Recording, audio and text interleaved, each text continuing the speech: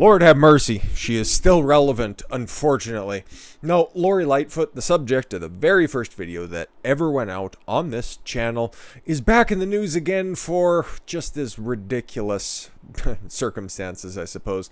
It's also coming up on an anniversary for her as well. The channel's just about a year old, and she's coming up on her 2-year anniversary, and she made one of the most racist proclamations for that day, as she was only going to make sure that she was going to offer interviews to black and brown and minority interviewers, which is already a subsection of a subsection to begin with, because you have the demographics of Chicago, which I did everybody the little bit of homework necessary for this to find out that, well, okay, Lori Lightfoot was only going to take interviews from people who are of minority backgrounds. And preferably, she'd like for them to be women.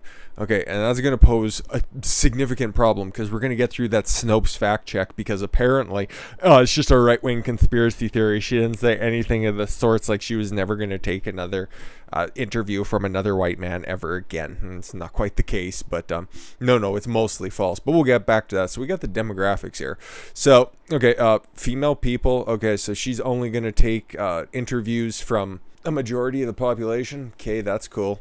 Okay, then how about black and Latino demographics? Okay, so you're just about at 30% black and you're 29% Hispanic. Okay.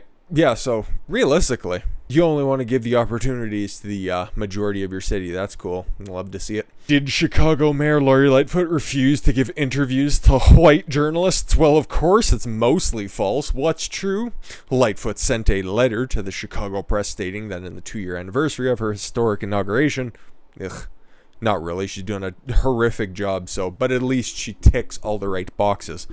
She would only grant one-on-one interviews to journalists of color to highlight the lack of diversity in news media. Well, it's a subsection of a subsection. And what is that? They keep banging on Democrats, leftists, and the elitists that are out there. They keep banging on about how there should be a freedom of the press.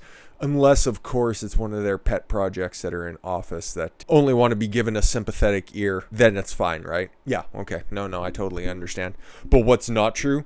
It's not true that Lightfoot refused to do any interviews with white journalists. Haha, fact check, you right-wing fascists. Her decision was limited to one-on-one interviews for one day. Oh, okay, so she only gets to be a racist for one day. That's cool.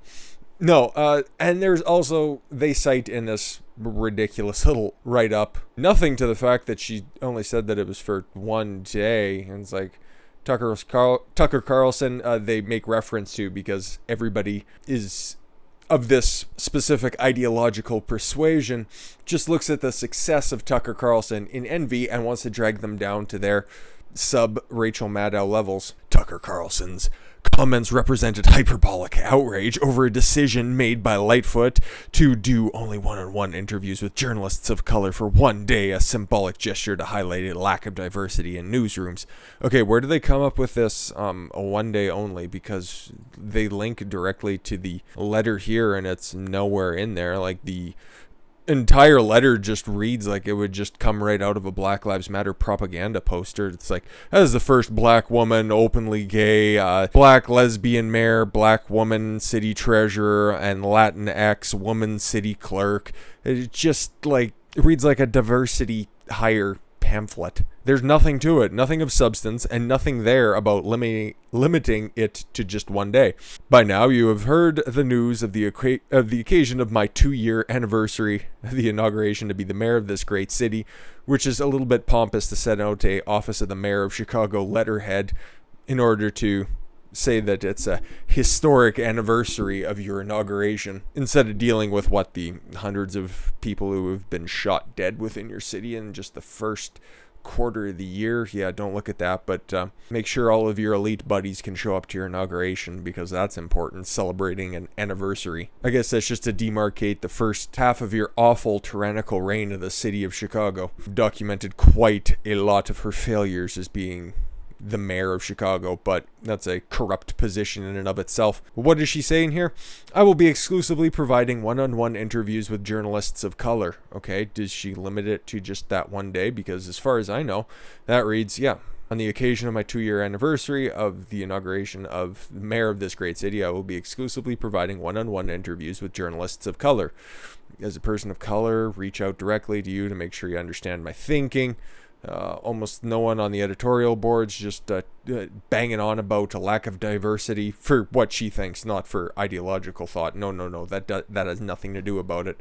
But what about the lack of diversity in, say, teaching, when it's like 75-80% females who are in teaching, or the nursing profession, which is like 90% female? Oh, no, you only want it when it's a position that is beneficial to you, when it is something you demarcate as a position of power. That's where you want your diversity. That's where you want your quotas to be implemented. I understand. I get it. But the rest of this, it's devoid of just limiting it to just one day. So I couldn't find anything to back that up. So I don't know. They're just making up facts out of thin air to support their points. Like, there's nothing in there saying that she's just not going to be talking to Whitey going forward. And you know what? Fine. I don't think anybody would want to be trapped in a room with her anyways. And if he did want to get an interview with her, all you have to do is just look into a mirror and say her name 3 times, and she'll probably show up anyways. And she has her defenders, of course. CNN guests defend Lori Lightfoot's moratorium against white reporters. Chicago Sun-Times' Lynn Sweet said that she's not troubled by the left-wing mayor's controversial policies, but we can kind of sort of parse out, and you might be able to see this on your device or however you're watching this, but I'll just go ahead and read this from Gregory Pratt, who I'm not too sure who he is. He says, I am a Latino reporter for the Chicago Tribune who I've used and I've complimented on their coverage when it comes to specific Chicago issues, whose interview request was granted for today. However, I asked the mayor's office to lift its condition on others, and when they said no, we respectfully canceled. A man of standards. I like it. Politicians don't get to choose who covers them. Yep, very much so. Very much so. This was very, very early in the Trump presidency. You guys remember the big stink? There's that gif out there. There's that little clip that comes out every once in a while of Trump pointing, "You are fake news." It's pointing directly at Jim Acosta. And then not that long after that, Jim Acosta had his White House press credentials revoked. I would argue, I'd have to refresh myself at the time as to what the specific circumstances were. I think he was just trying to be a grandstanding asshole and being a total interrupter in the matter.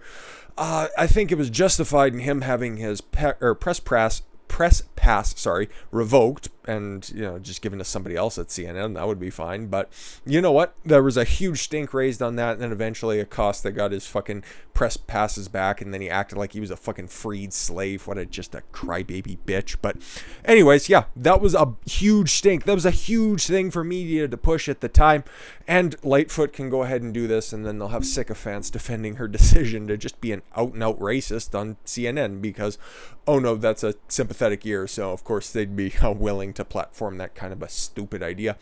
Chicago journalist Lynn Sweet, I should also call her a propagandist, put up a staunch defense of Chicago Mayor's Lori Lightfoot's temporary moratorium against white reporters during a Thursday appearance on CNN. Sweet, the Washington bureau chief at the Chicago Sun-Times, how many qualifiers do you need? God, diversity hire.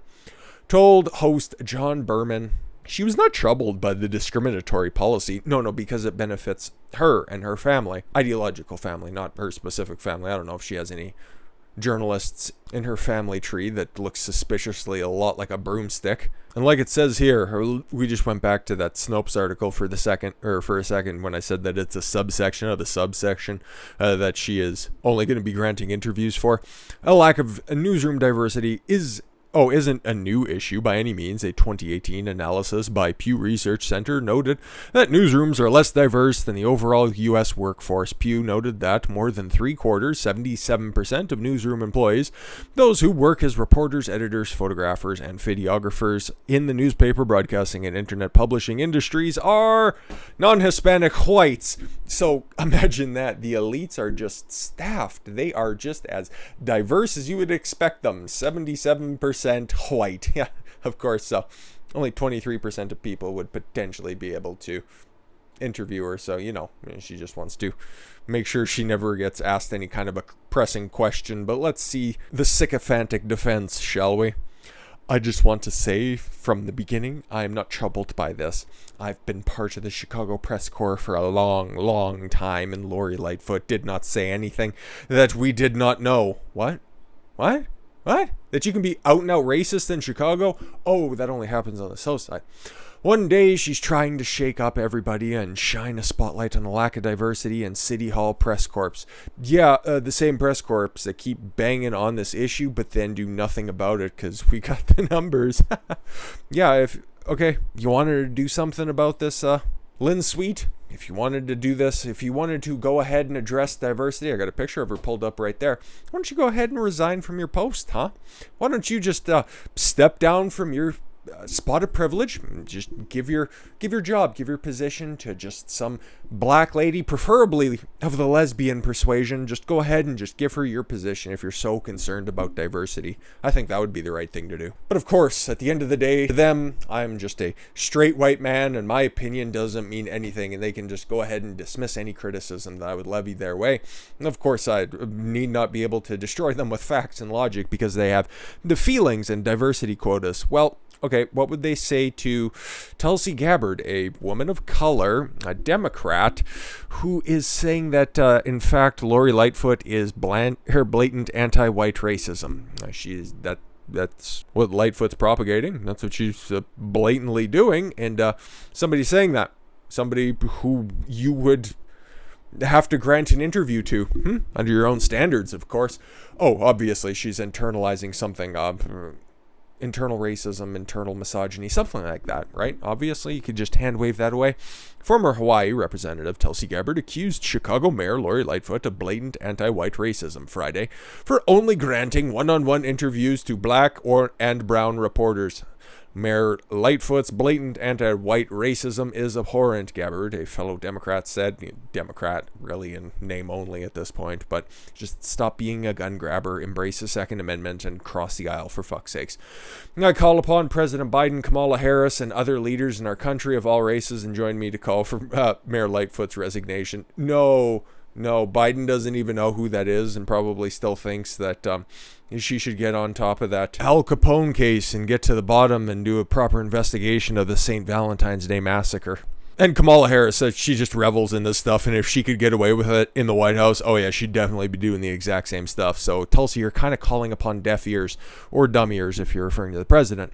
Our leaders must condemn all racism, including anti-white. Oh, they don't consider that racism. Haven't you read, Tulsi? The new definition is, in order for you to be racist, the group that you're being racist against cannot have any power, okay? What is power? Don't know. Whatever we need to define it as. So you will never get a sympathetic ear in this cause, and I'm glad you're calling it out, but at the same time you're on the outside looking in and hearing all your experiences when you were on the House floor. I know why you're on the outside looking in, because it seems like it's just a high school clique over there, and you can kind of see that and kind of deduce that for yourself. But I'm glad she's calling it out, but it won't be long for that Democratic tag at the end of your name to be switching over, because I'd imagine she's probably just gonna hop back into politics at some point or another and either have the balls to run as an independent, or maybe she'll just go ahead and embrace her inner populist once the reformation of the GOP is finally complete. But yeah, we're almost a year into this channel. Many people have hopped on board since I've put out that first video. But you know what hasn't changed? Lori Lightfoot. She's still letting people, black and brown people in her own city, to get shot dead without any repercussion, without any investigations out there. No, she's more concerned about being an activist and making sure that the diversity boxes get ticked off more than gangbangers. With that said, I thank you all very much for the gift of your time. I've been Don Consuelo. I want you to follow your gut and get after it. Take care, everyone.